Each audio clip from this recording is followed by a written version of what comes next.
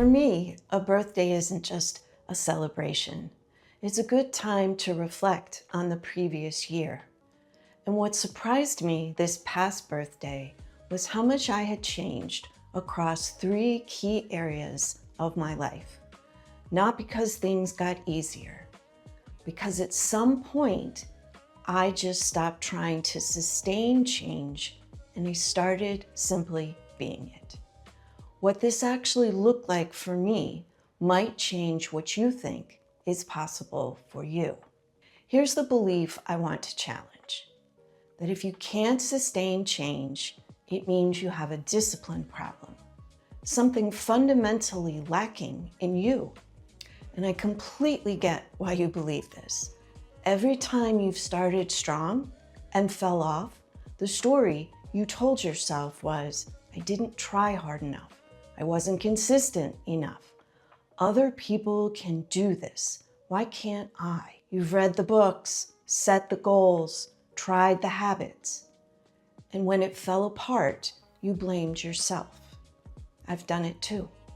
But here's what nobody tells you.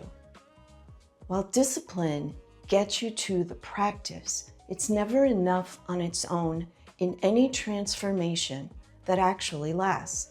Think about the people whose habits you admire, the ones who work out consistently, who protect their boundaries, who show up with energy day after day. Are they white-knuckling it every morning? No.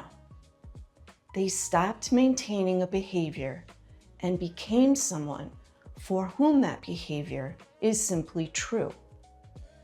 The difference isn't how much discipline they have. It's their willingness to be truly changed by the practice. Discipline gets you to the door. Willingness to be changed is what takes you through it. And if you keep showing up without staying open to being truly changed by it, you'll keep cycling back to the same starting line. I want to share with you 3 areas of my life where I walked through the door since my last birthday and what got released on the other side each time. So the well-being threshold. You've probably tried to build healthy habits before. They worked until they didn't. 11 months ago, I committed to working out 6 days a week, 3 indoor cycling sessions and 3 strength training sessions every week. In the beginning, it was a goal. I showed up, I tracked the streak, felt good about it. But somewhere in the year, something shifted. I stopped thinking of it as something I was doing and started experiencing it as something I am. The same thing happened with my planning process. A quarterly plan that breaks into monthly priorities, weekly intentions, and a daily check-in built into my power hour every morning. In the beginning, I had to remember the new routines. Now I don't think about them anymore than I think about brushing my teeth. The workout and the planning process didn't change. My identity did. That moment when behavior stops being something you maintain and becomes something you simply are, I call that my well-being threshold. I'm now someone who works out and plans consistently. The self-doubt that I could ever really sustain it disappeared. Not because I proved something to myself once, but because I became someone for whom there was nothing left to prove. You don't need more discipline. You need to cross the well-being threshold to become someone for whom this is just true. The career threshold. Most people try and set boundaries before they know where their limits actually are. But this threshold starts with experience. You have to reach your limit to know what it is. Between August and February, I had an influx of clients unlike anything since starting my practice. The fear I carried going in was specific. How much could I handle well and sustainably? Not just volume, quality. Could I show up fully present, client after client, day after day, without my effectiveness suffering? I didn't know. So I found out. I learned I could coach 8 to 9 clients a day during 25 to 28 sessions a week. Beyond that, my presence suffered. Not dramatically, but I knew the difference, and my clients deserve my best. So I redesigned my schedule, 3 client-free days out of every 7. Not for rest, though rest matters, for the work that makes the coaching work possible. A year ago, I couldn't have made that decision because I hadn't yet proven to myself where my actual limit was. That moment, discovering not a rule to follow, but a limit I found by going all the way to it. I call that my career threshold. The fear of not knowing dissolves because you know too much to go back to guessing. A boundary without self-knowledge is just a rule. A boundary with self-knowledge is an identity. And the third key area in my life that changed, the relationship threshold. Both of these threshold crossings happened in my well-being and my career, but the deepest identity shift happened in my relationships, and it carried something the other two didn't: pain. Sometimes identity change isn't about building something new.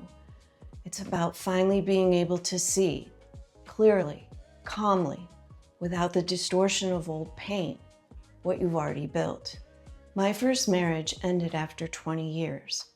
What followed was a long period of rebuilding my health, my career, my sense of self.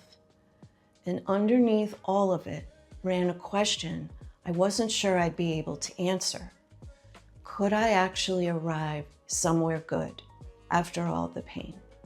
In July, I watched my oldest son get married. I looked at the 4 of us, me and my 3 kids, and I felt something I want to name carefully because it deserves the right words: peace, confidence, and freedom. Not pride in the performative sense, something quieter than that. The pride from knowing the hardest chapters had produced something that really matters. That I had done what I set out to do for my kids and for myself. The wedding also brought a different kind of clarity around my relationship with my ex-husband. When it comes to our kids, I will partner with him on anything that benefits them. That's a lifelong commitment I made and will honor without reservation. But beyond what serves our kids, nothing is required of me. These boundaries didn't come from anger. They came from completion, from finally being calm enough and grounded enough to see the relationship for exactly what it is, and to stop carrying what was never mine to carry. That moment at the wedding, when I realized I'd stopped carrying what was never mine to carry, I call that my relationship threshold. The moment you stop carrying the self-doubt, the fear, and the pain from the hardest chapters, not because you forced yourself to let go, but because you showed up every day until there was nothing left to hold on to. You don't find peace, you build your way to it, one day at a time, until it's how you feel deep down. So what does identity change actually look like from one birthday to the next? A workout that became a given, like brushing my teeth. A fear about what I could handle, answered and proved sustainably. A wedding where I looked around and knew quietly, without needing anyone to confirm it, that I had found something good on the other side of pain and I no longer needed to doubt myself or be afraid. If you've ever said, I know what to do, I just can't sustain it, consider this. It's not a discipline problem. It's an invitation to stop white-knuckling change and start letting it truly change you. The self-doubt, the fear, the pain, they don't disappear all at once, but they do release gradually as you become someone for whom these simply no longer apply. If you're ready to start building toward your own version of this, come join Ambitious and Well, where overwhelmed working parents start becoming energized leaders. It's free. It's where the infrastructure begins. The link is in the description. I'll see you inside.